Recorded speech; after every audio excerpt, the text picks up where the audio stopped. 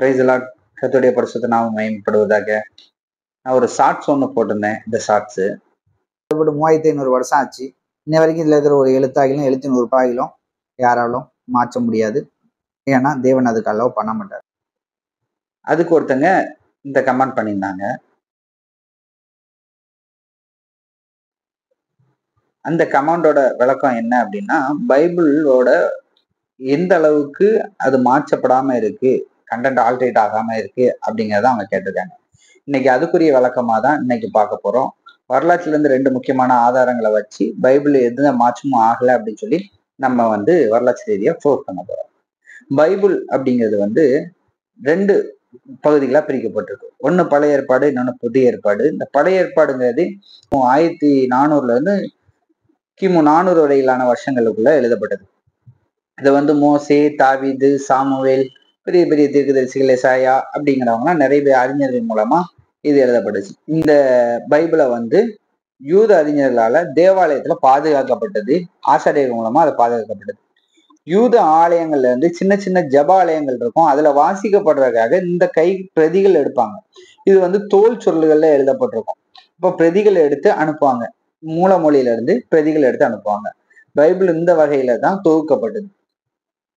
இதுக்கப்புறம் ரோம பேரரசுல எப்போ கிறிஸ்தவ மதம் புகுத்தப்பட்டதோ அதுக்கு அப்புறம் தான் முழுமையா பைபிளை முழுசா தொகுக்க ஆரம்பிச்சாங்க.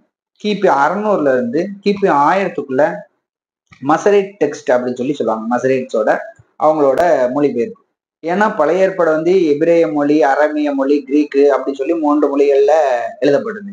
இப்போ ஒரே மொழியில டிரான்ஸ்லேட் பண்ணணும் அப்படின்னு சொல்லி கிபி 600 இருந்து 1000க்குள்ள மசரேட் டெக்ஸ்ட் அப்படின்னு சொல்லி ஒருத்தங்க ஒரு கமிட்டி ஃபார்ம் பண்ணி அது மூலியமா ஃபர்ஸ்ட் டிரான்ஸ்லேஷன் பண்றாங்க. இந்த டிரான்ஸ்லேஷன் பண்ணும்போது என்ன பண்ணாங்க அப்படின்னா, ஒவ்வொரு மூல மொழிமையில இருந்து எழுதுவாங்கல்ல, ஒவ்வொரு பக்கத்துலயும் எத்தனை வார்த்தைகள் இருக்கு, எத்தனை வாக்கியங்கள் இருக்கு அப்படிங்கிறத ஃபுட் நோட்ஸ் மாதிரி மசோரா அப்படின்னு சொல்லி கீழே உள்ள குறிப்புல குறிப்பிட்டு வருவாங்க. ஏதாவது ஒரு பிழை வந்துருச்சாலும் அந்த மொத்த டிரான்ஸ்லேஷனையும் அழிச்சிட்டு முதல்ல இருந்து திரும்பியும் டிரான்ஸ்லேட் பண்ணுவாங்க. அந்த அளவுக்கு ரொம்ப கடினமான முறையில அந்த டிரான்ஸ்லேஷன் இருந்துச்சு. அந்த டிரான்ஸ்லேஷன்ல இருந்துதான் மற்ற எல்லா டிரான்ஸ்லேஷனும் மொழிபெயர்த்திருக்காங்க. இப்ப தமிழ் மொழி கூட அதுல இருந்து மொழிபெயர்க்கப்பட்டதுதான். ஆனா இன்னும் மூல மொழியில இருந்தும் மொழிபெயர்த்துக்கிட்டு தான் இருக்கிறாங்க.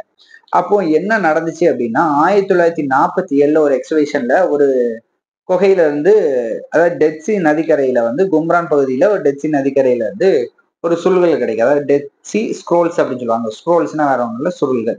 இந்த சுருள்கள் 1947 கும்ரான் பகுதியில கிடைக்கும் போது அங்க ஒரு 11 குகையில 900க்கும் மேற்பட்ட சுருள்கள் கிடைச்சது.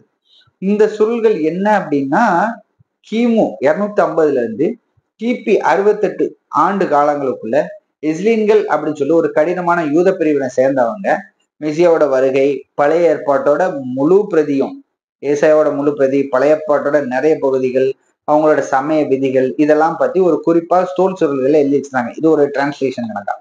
இப்போ கிபி 600 இருந்து 1000க்குள்ள நடந்த டிரான்ஸ்லேஷனும் இந்த நமக்கு 1947 கிடைச்ச ஸ்க்ரோல்களும் 95% அக்யூரன்சி கரெக்டா இருக்கு.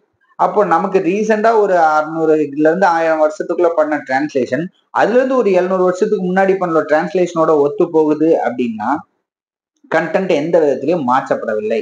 அதாவது பைபிளோட மொழிபெயர்ப்பா இருக்கட்டும், மைய கருத்தா இருக்கட்டும், எந்த அளவுக்கும் மாற்றப்படவில்லை அப்படிங்கிறது இதுல ப்ரூஃப் ஆகுது.